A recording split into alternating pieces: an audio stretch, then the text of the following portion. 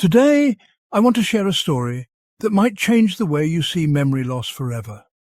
This is the story of John, one of my patients, a man who never thought dementia could happen to him. He was strong, independent, and full of life. But dementia doesn't care about your past. It creeps in silently, stealing memories, changing personalities, and breaking families apart. John's story is not just about him, it's about all of us. It's about the warning signs we often ignore, the little things we brush off as just aging. But what if I told you that these small signs are the beginning of something much bigger? What if I told you that catching dementia early could change everything? By the end of this video, you'll not only know the early warning signs of dementia, but you'll also learn how to protect yourself and your loved ones. Because the truth is, dementia is not just about forgetting things, it's about losing yourself piece by piece. And I don't want that to happen to you. So stay with me, listen to John's story, and learn the lessons that could make all the difference. John was 68 when the first signs appeared, but no one, not even he, took them seriously. He would misplace his keys, forget where he parked his car, or lose track of time. It's normal, he told himself, I'm just getting older. His family thought the same. After all, who hasn't forgotten a name or walked into a room and forgotten why they were there? But then it started happening more often. He forgot simple words in conversations. He'd leave the stove on after cooking. He once went to the grocery store and couldn't remember why he was there. These were not just harmless mistakes. They were warnings. Warnings that something was changing in his brain. The problem with dementia is that it starts so subtly that most people don't realize what's happening until it's too late. John thought he was fine, but his brain was already fighting a battle he didn't even know had begun. If only he had paid attention to these early signs. If only he had known what was coming. Because what started as small forgetfulness would soon turn into something much worse. At first, John's forgetfulness seemed harmless, but then things took a turn. His family started noticing that he was asking the same questions over and over again. What time is dinner? When is the doctor's appointment? He would ask, get an answer, and then ask again just minutes later. One day his wife Linda found him standing in the kitchen, staring at the refrigerator with a blank look. "What's wrong?" she asked. He hesitated, then said, "I don't remember why I came in here." That moment sent a chill down her spine. This wasn't normal aging. Something was wrong. Then, one evening, John got up to take a short walk around the neighborhood. It was something he had done for years. But this time, he didn't come back. Linda panicked and started searching for him. When she finally found him 2 streets away, he was standing on the sidewalk, looking lost. "I don't know how to get home," he whispered. That was the moment his family realized the truth. This wasn't just forgetfulness. This was something much, much worse. Dementia doesn't just take away memories, it changes people. The man who was once patient, kind, and full of life was slowly becoming someone his family didn't recognize. John, who had always been gentle, started getting frustrated over small things. He would snap at his wife over simple questions. He grew suspicious of his own children, accusing them of taking his things when he had simply misplaced them. One night, Linda found him sitting in the living room at 3 a.m., wide awake. "Why aren't you sleeping?" she asked. "They're watching me," he whispered. His voice was full of fear. "There's no one here, John," she said gently. But he shook his head. "They were just here. I saw them." His paranoia grew worse.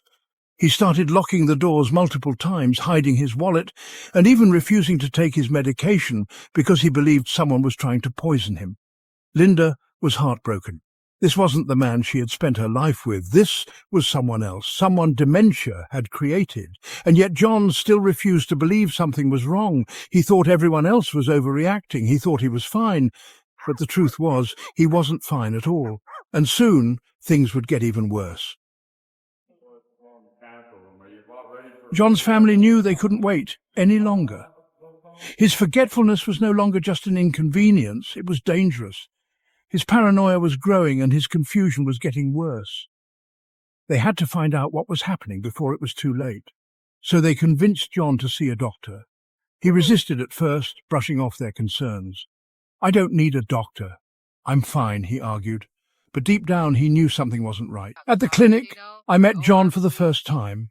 I asked him simple questions, his name, today's date, the names of his children. He answered some correctly, others he struggled with. Then I asked him to draw a simple clock. It's a standard test for dementia. He picked up the pencil, stared at the paper, and hesitated. A full minute passed, then another.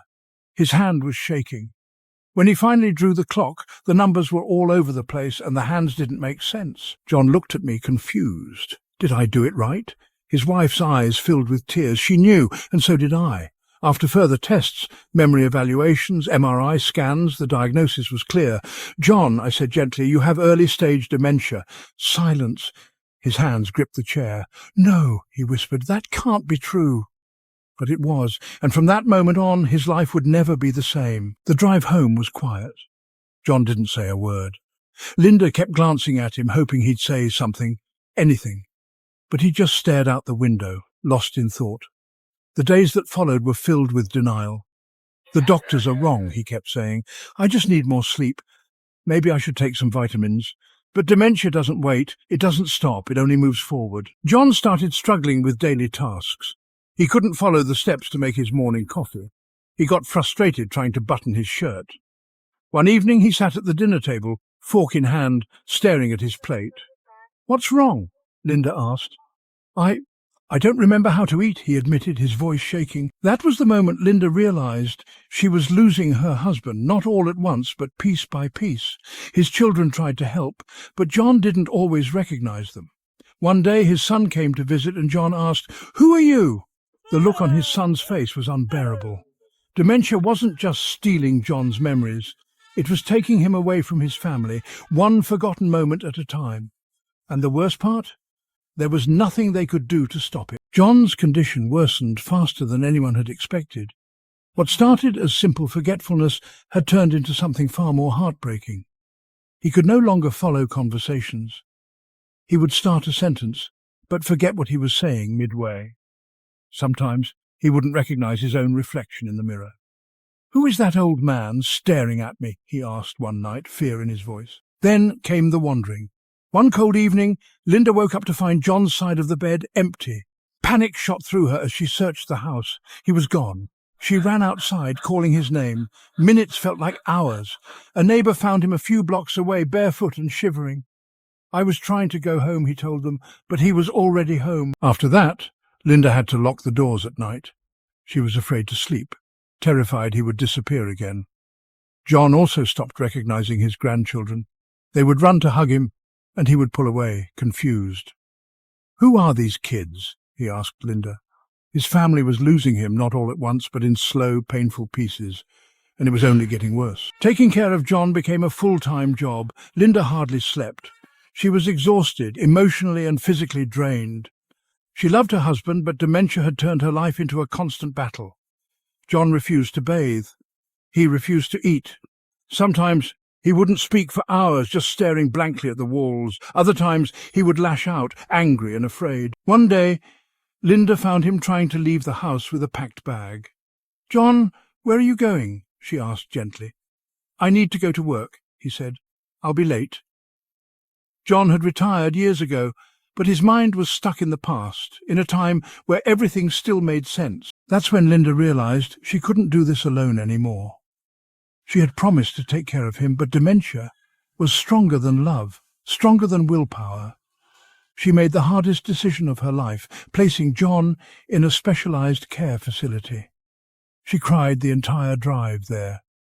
And when she left him that night, she felt like she had abandoned the man she loved.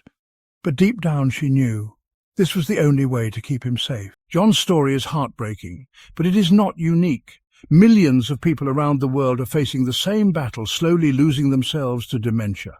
But here's the question everyone asks: can dementia be prevented? The truth is, while there is no cure, there are ways to significantly reduce your risk and slow down cognitive decline. It all starts with protecting your brain. Here are 5 scientifically proven ways to lower your risk of dementia. First, keep your brain active. The brain is like a muscle. The more you use it, the stronger it stays. Read books, do puzzles, learn a new skill, or play an instrument. Mental exercises strengthen your brain and help delay memory loss. Second, follow a brain-healthy diet. Research shows that the Mediterranean diet, rich in healthy fats, vegetables and omega-3s, can help prevent cognitive decline.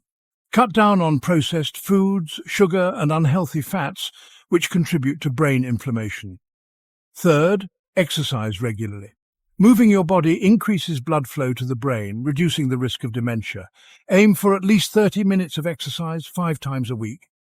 Even simple activities like walking or stretching make a difference. Fourth, stay socially connected. Loneliness and isolation speed up cognitive decline. Stay engaged with friends, family, and community activities. Conversations stimulate the brain and keep your memory sharp. And fifth, take care of your heart. High blood pressure, diabetes, and obesity increase your risk of dementia. What's good for your heart is good for your brain. Keep your cholesterol and blood sugar levels in check and maintain a healthy lifestyle. John didn't know these things when he was younger, but you do. And now you have a chance to protect yourself and your loved ones. John's story is a reminder of why early detection matters. If he had recognized the signs sooner, if he had known what to do, maybe things would have been different. So, let me ask you, have you noticed any of these symptoms in yourself or a loved one? Forgetfulness, confusion, trouble making decisions, or personality changes? If so, don't wait. Talk to a doctor, get checked, take action. Because dementia doesn't happen overnight. It starts slow, creeping in when you least expect it. And by the time most people realize what's happening, it's already too late.